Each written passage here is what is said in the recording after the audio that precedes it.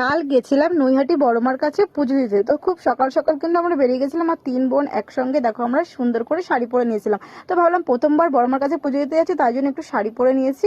আর এই মলমল শাড়িগুলোই পরেছিলাম, কারণ যা প্রচন্ড গরম পড়েছে, এত গরমে তো মানে হেভি শাড়ি পরাটা একটা খুব ডিফিকাল্ট ব্যাপার। তারপর দেখো ফাইনালি আমরা নৈহাটি পৌঁছে গেছি। অনেক দিনের ইচ্ছাটা আজকে পূরণ হচ্ছে। আর এখানে আমরা ডালা মিষ্টি সব কিনে নিয়েছি। আর শনি মঙ্গলবার তো প্রচুর পরিমাণে ভিড় হয়, লাইন তো অনেক দূর ছিল, প্রায় 1.5 ঘন্টা লাইনে দাঁড়িয়ে ফাইনালি মায়ের দর্শন পেয়েছি। মনটা একেবারে শান্তিতে ভরে গেল।